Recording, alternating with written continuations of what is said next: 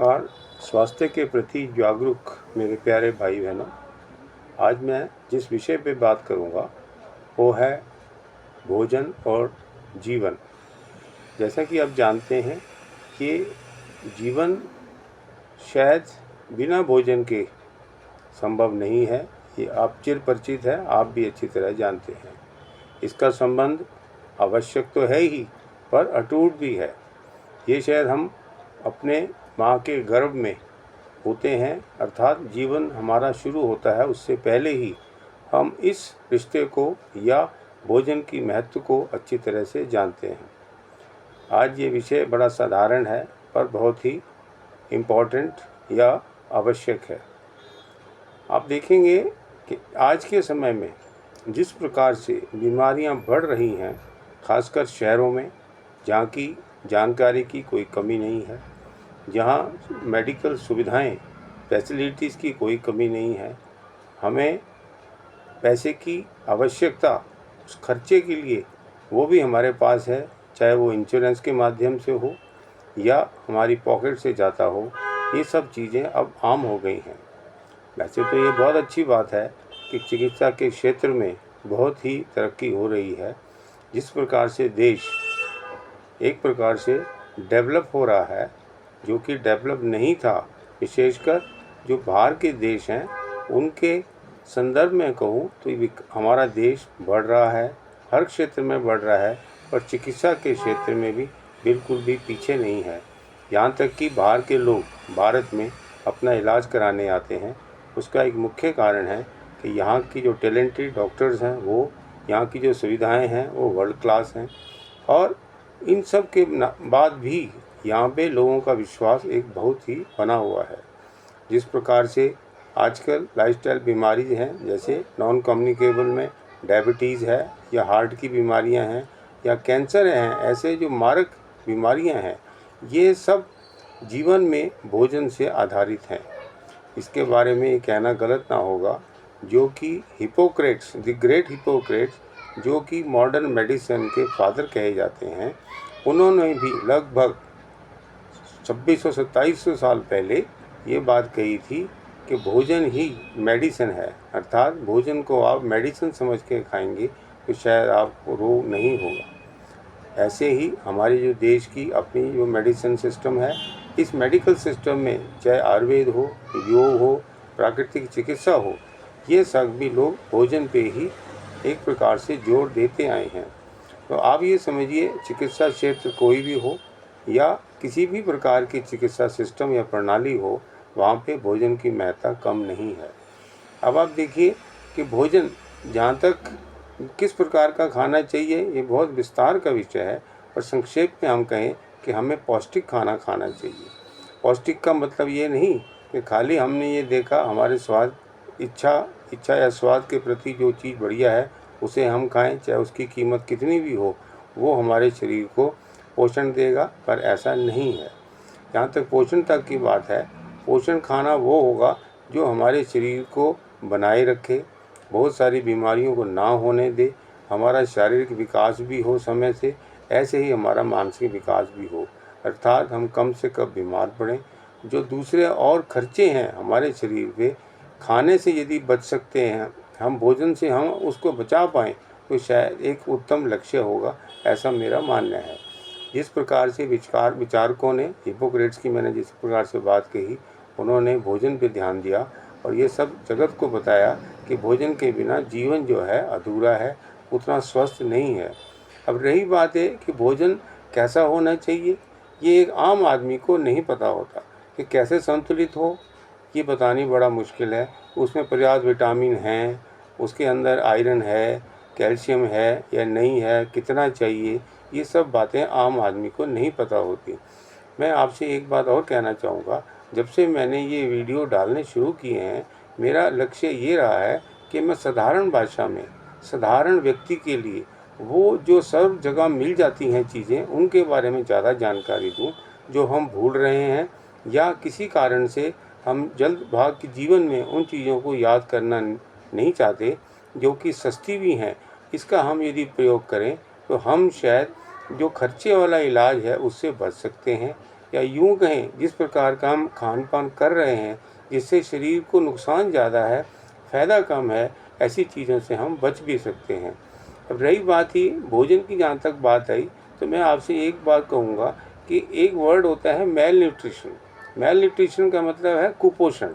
हिंदी में अक्सर हम देखते थे कुपोषण उन जगहों में ज़्यादा होता है जहाँ जानकारी नहीं होती, लोग अनपढ़ होते हैं, जहाँ पैसे की कमी है, ये सब कारणों से जो सुविधाएं नहीं होती, तो जिस प्रकार का भोजन उनको मिलना चाहिए वो नहीं मिलता है। पर मैं एक बात इससे आपको आगे और कहना चाहूँगा, वो ये है, यदि भोजन में पोषण तत्व कम है तो वो भी नुकसानदेह है, अधिक पोषण है वो भी कम हमारे शरीर को नुकसान देगा। अर्थात इन सब चीज़ों को मेल न्यूट्रिशन के अंदर या कुपोषण के अंदर गिना जाता है।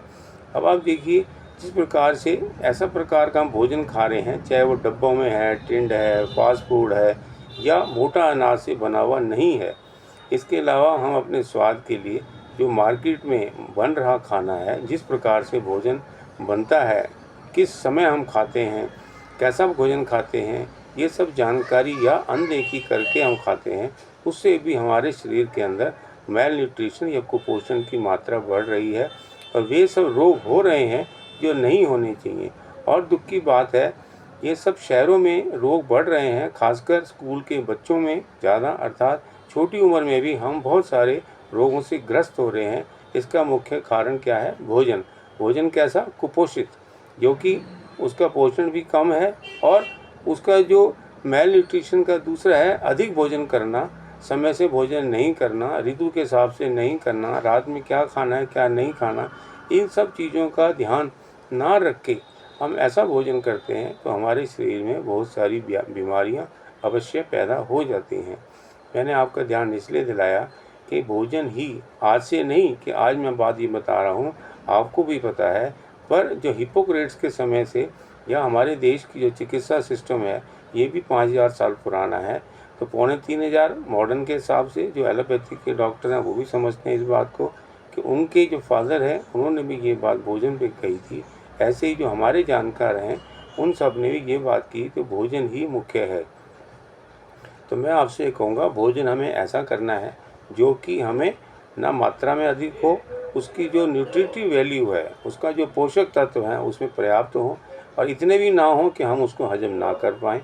हमारा पाचन या डाइजेस्टिव सिस्टम भी सही रहना चाहिए। इन सब बातों का हमें ध्यान देना पड़ेगा। रही बात है अभी भी जहाँ पे लोग परंपरा के अनुसार प्राकृतिक, अर्थात जो प्रकृति से अनुभव या पर्याप्त पैदा हुई चीज़ है, वस्तु है, उसको खाते हैं, तो वो शायद इस प्रकार से अपनी जो शरीर की उसकी जो प्रकृति है उसको वो बना सकते हैं। प्रकृति का मतलब है कि उनकी जो बॉडी का कॉन्स्टिट्यूशन है वो उस भोजन में जो प्राकृतिक रूप से मिलता है, चाहे वो हमारे क्लाइमेट या यूँ कहें हमारी जो क्रॉप्स हैं रीजनल, किस प्रदेश में क्या होता है, उस प्रकार का भोजन करते हैं, तो उनके शरीर में मेल न्यूट्रिशन तो छोड़िए, किसी भी प्रकार की कमी नहीं आती। तो शायद मैं समझता हूँ शहरों की बनिस्बत गांव के लोग, छोटी जगह के लोग, जहाँ पे ये 3 चीज़ें अच्छी तरह से उपलब्ध हैं, कौन सी? क्रॉप, क्लाइमेट और उनका जो शरीर का कॉन्स्टिट्यूशन है, प्रकृति है, वो मजबूत रहती है। वे शायद तभी हमारी हर प्रकार से रक्षा करते हैं, चाहे वो पुलिस हो, चाहे वो फौज हो, अर्थात हमें हर प्रकार से बचा के रखते हैं। इसके अलावा शरीर के अंदर इन सब चीज़ों का होना इसलिए ज़रूरी है कि खाली शरीर का विकास नहीं, इसके साथ साथ हमारा मानसिक विकास हो, हमारा जो इंटेलेक्ट है यानी कि बौद्धिक विकास, वो भी बहुत ज़रूरी है। हर चीज़ के अंदर भोजन ही ऐसा एक मुख्य चीज़ है जो हल्का हो, अच्छी तरह से हजम हो जाए, सुपाच्य हो, उसमें सभी प्रकार का पोषण उपलब्ध हो, ताकि हमें हर प्रकार से निरोगी रहें और बीमारियां कम हों। आज आप देखेंगे किसी भी बड़े से बड़े डॉक्टर के पास जाएं तो खासकर जो कार्डियोवैस्कुलर के डॉक्टर हैं या कि एंडोक्राइन ग्लैंड से संबंधित रोग हैं, चाहे वो सेक्सुअल संबंधित हों या डायबिटीज संबंधित हों या कैंसर संबंधित हों, वे सब एक ही बात कहते हैं कि आप अपने लाइफस्टाइल को सुधारें। अर्थात कहने का भाव ये है, उन्होंने फिर एक बार दोबारा से जोर दिया है, वो सब चीज़ें जो बाज़ार में मिलती हैं उसको हम कम से कम प्रयोग करें, कोशिश करें हम अधिक से अधिक खाना अपने घर में खाएं और उन चीज़ों को खाएं जिसका ग्लाइसेमिक इंडेक्स या मोटी भाषा में कहें तो वो मोटा अन्न हो तो ज़्यादा अच्छा होगा। इस प्रकार से जो क्लाइमेट के हिसाब से जो सब्जियां मिलती हैं, फल मिलते हैं, उसका हम प्रयोग करें। रही बात है ये सब क्लाइमेट से संबंधित जो क्रॉप्स मिलती हैं, फसलें होती हैं, अन्न होता है, उसका खाने से हमारे जो शरीर है, उसका जो बॉडी का कॉन्स्टिट्यूशन है, जो कि इम्यूनिटी आधारित होता है, उसमें हम अच्छा बदलाव ला सकते हैं। और बहुत सारी जो बीमारियां हो रही हैं, मारक बीमारियां हो रही हैं, छोटे छोटे बच्चों को बहुत बीमारियां हो रही हैं, इन सब चीज़ों से हम उसको बचा पाएंगे। तो मैं आपसे फिर एक बात कहूँगा कि आप बाज़ार का खाना कम से कम खाएं, समय से खाएं, अपना नींद अच्छी लेंगे, थोड़ा एक्सरसाइज करेंगे। ऐसी आदतें हमने बच्चों को डालनी हैं क्योंकि ये बच्चे ही हमारा भविष्य हैं। तो मैं आपसे एक बार अंत में ये कहूँगा, भोजन को आप ज़्यादा ध्यान दें। बेशक हम पढ़ाई में खर्चा कम करके अपने भोजन पे खर्चा ज़्यादा अच्छा करेंगे, वो भी कैसा, स्वस्थ हो, जो कि हमारे शरीर में किसी भी प्रकार का नुकसान ना दे।